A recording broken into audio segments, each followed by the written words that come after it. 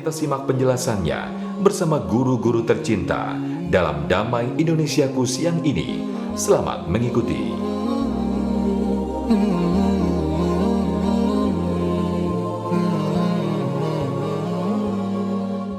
Assalamualaikum warahmatullahi wabarakatuh.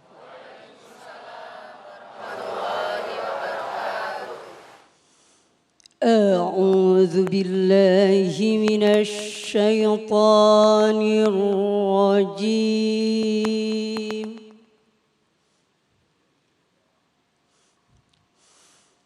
بسم الله الرحمن الرحيم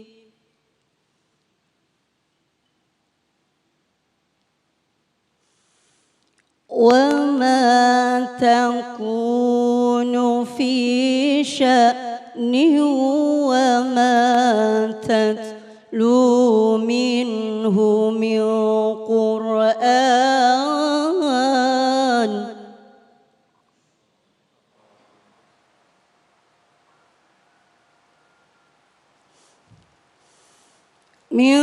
قرآن ولا تعملون من عمل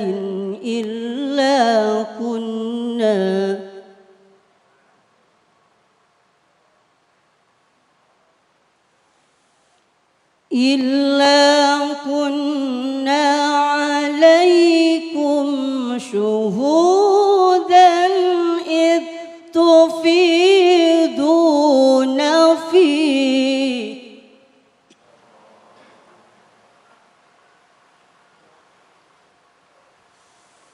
وما يعزب عن ربك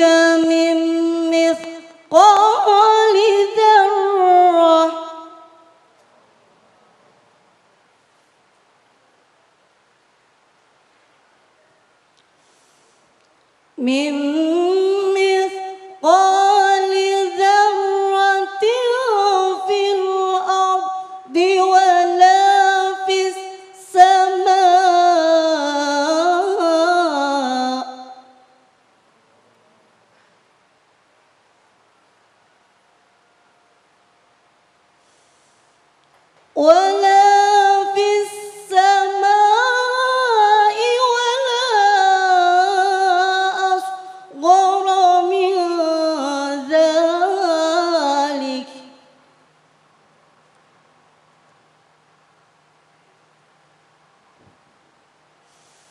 ولا أصغر من ذلك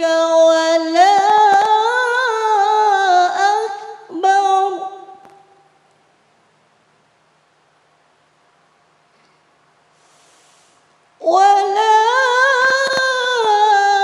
أكبر إلا في كتاب مبين ألا إن أولياء الله لا خوف عليهم ولا هم يحزنون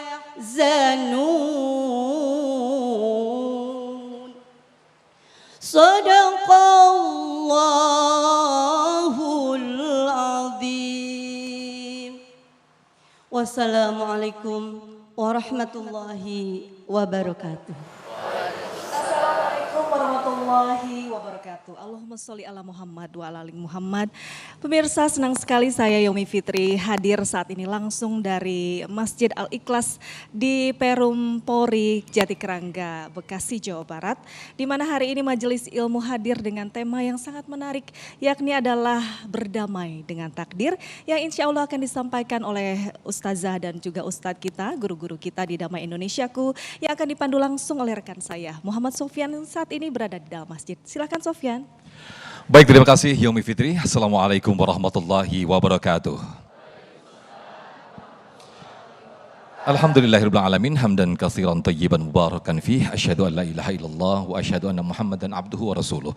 Segala puji bagi Allah, kita kembali dipertemukan dalam Majelis Ilmu Damai Indonesiaku yang betul sekali apa yang disampaikan oleh rekan saya tadi bahwa tema yang kita angkat pada kesempatan siang hari ini berkaitan dengan apa yang menjadi keseharian kita, yaitu bagaimana kita berdamai dengan takdir. Insyaallah guru-guru kita akan menjelaskan kepada kita bagaimana berdamai dengan takdir. Alhamdulillah ada Kiai Haji Haris Hakam, kemudian juga ada Ustadz Ahmad Selamat Ibnu Syam dan juga ada guru kita Ustazah Ebira Hasanatina. Pemirsa, di segmen satu ini Ustadz Ahmad Selamat Ibnu Syam akan menyampaikan subtema berkaitan dengan takdir menurut konsep Al-Quran. Pemirsa, inilah Damai Indonesiaku yang dipersembahkan oleh Sarung Madiwar, tentu sarung kita. Selamat mengikuti. Silakan Ustaz. Assalamualaikum warahmatullahi wabarakatuh.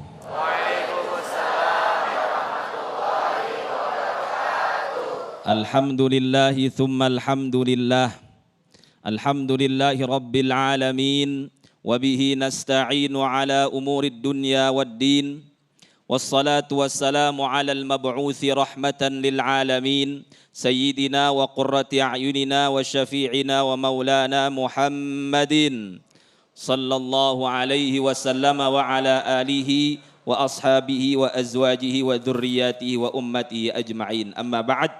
Yang sama-sama kita muliakan guru kita Kiai Haji Haris Hakam, guru kita Ustazah Ebira, host kita Ustaz Sofyan, seluruh hadirin hadirat Majlis Ta'lim di Masjid Al-Ikhlas, dan seluruh pemirsa TV One dimanapun Anda berada. Tema kita pada siang hari ini adalah tentang takdir. Betul nggak Bu? Hah? Lemes banget. Hah? Ya. Sebelum kita berbicara panjang, kita harus tahu dulu konsep qadha dan qadar. Konsep qadha dan qadar adalah rukun di antara rukun iman yang harus kita imani. Ya, ada berapa rukun iman, Bu? Nah, salah satunya adalah qadha dan qadar. Banyak di antara kita yang tidak paham atau keliru memahami qadha dan qadar. Sebagian kita memahami qadha dan qadar itu semacam semuanya itu paksaan daripada Allah Subhanahu wa taala. Allah menentukan orang masuk surga, Allah menentukan orang masuk neraka, itu dari zaman kita kemudian masih di dalam perut. Betul nggak? Ya, itu ada hadis yang sahih. Sebagian kita kemudian kalau gitu Ustaz, ngapain kita beribadah kalau emang sudah ditentuin mah? Betul apa betul? Hah? Sempat nggak berpikir begitu? Mungkin sebagian kita akan berpikir begitu, betul? Itu karena kita salah memahami qadha dan qadar. Apa itu qadha? Ya, qadha itu adalah ilmullah al-azali. Pengetahuan Allah, ilmu Allah yang diketahui oleh Allah tentang apa yang akan datang. Jadi Allah itu sudah tahu jam 12 lewat 40 menit Ibu Siti Malkonah ada di Majelis Taklim Masjid Al-Ikhlas. Ya. Itu semua sudah tahu. Dari zaman kemudian ibu lahir sampai ibu wafat, itu Allah sudah tahu rekam jejaknya. Maka ketika berdasarkan pengetahuan Allah itulah kemudian ditentukan ini masuk surga, ini masuk neraka. Jadi bukan ujuk-ujuk tiba-tiba kemudian langsung ditentukan ini surga, ini neraka tanpa kemudian ada sebab, tidak. Karena ilmu Allah beda sama ilmu kita. Kalau ilmu kita taunya yang lalu saja kan. Kalau Allah yang akan datang dan detailnya itu sudah tahu. Maka qadha adalah ilmu Allah yang akan datang dan qadar adalah ketika sesuatu itu terjadi. Di ilmu Allah, Allah tahu bahwa ibu Siti siapa? Migrofah ada di sini. Nah, ketika jam 12.30 teng betul-betul ada di sini, itu namanya qadar.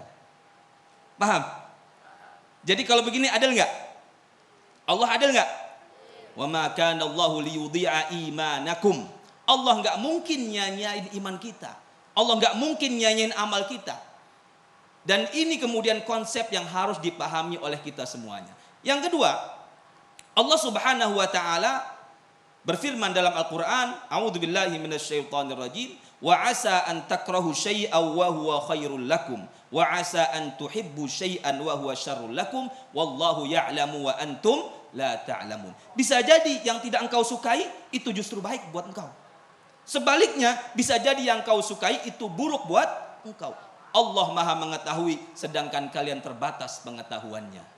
Ibu, pernah menghadapi sesuatu yang buruk? Pernah. Itu insya Allah yang terbaik buat ibu. Ibu kenal Ummu Salamah? Kenal nggak? Bukan tetangga sebelah, bukan. Ya, Ummu Salamah seorang sahabiat yang terkenal. Suaminya Abu Salamah. Abu Salamah wafat. Ini padahal suami paling ganteng, paling soleh, paling nggak ada duanya. Ketika beliau wafat, Ummu Salamah nangis. Tapi beliau menerima takdir itu dan berkata, Allahumma ajurni fi musibati wa akhlif li khairan minha. Itu diajarkan doa oleh Rasulullah SAW. Ya Allah, berilah aku pahala atas musibahku dan kemudian apa? Gantikan aku yang terbaik. Apa yang terjadi, Bu? Setelah itu Ummu Salamah dilamar oleh Rasulullah Sallallahu Alaihi Wasallam. Coba kalau suaminya kagak meninggal, kira-kira jadi istrinya Rasul nggak? Jadi kadang kita itu udah tiba-tiba udah langsung kemudian berontak saja. Memang qadha itu ada dua, ada yang mubrom, ada yang muallaq. Qadha yang sudah dipastikan tidak mungkin berubah lagi. Ibu misalkan cungur hidungnya pesek, itu nggak bakal bisa berubah.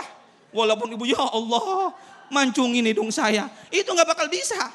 Itu namanya qadha Ibu dilahirkan di mana, itu kemudian qadha mubrom. Ada yang namanya qadha muallaq, yang itu tergantung kemudian kita. Walaupun di ilmunya Allah sudah mubrom, sudah tetap, tapi di ilmunya malaikat, dicatat malaikat masih muallaq, masih tergantung. Kalau ibu rajin sedekah, nanti dipanjangin umurnya. Kalau bapak kemudian rajin sedekah, kemudian diluasin rezekinya, itu namanya qadha muallaq. Ya, kita diberikan ikhtiar oleh Allah Subhanahu wa taala untuk kemudian menentukan apa yang kemudian kita pilih. Jadi bukan kemudian kita ada beranggapan bahwa Allah itu nggak adil. Kok dia nggak sholat, tapi kok duitnya banyak. Ada yang begitu? Hah? Main judi mulu, mobilnya 10, istrinya 4. Waduh. Ya. Ada yang begitu? Jangan kemudian berpikir kemudian nggak adil. Rizki itu bukan hanya duit, Bu. Rizki itu bukan hanya mobil. Rizki itu kesehatan. Ibu mau nggak mobil 10 tapi tiap hari masuk rumah sakit? Bapak mau nggak duitnya banyak tapi apa yang terjadi? Anaknya kemudian yang satu berzina, yang satu narkoba. Mau? Rizki itu kemudian anak soleh, rizki itu kemudian suami yang soleh, istri yang soleh, itu rizki. Maka kemudian kata Allah, wallahu ya'lamu wa antum la ta'lamun. Allah itu maha mengetahui, sedangkan kalian itu terbatas pengetahuannya. Maka jangan pernah kemudian berpikir buruk kepada Allah Subhanahu wa ta'ala. Yang kedua, contoh lagi dalam Al-Quran. Ummu Musa, ibunya Nabi Musa, wa auhayna ila ummi Musa an ardi'ih. Ibunya Nabi Musa diminta untuk menenggelamkan Musa di sungai Nil.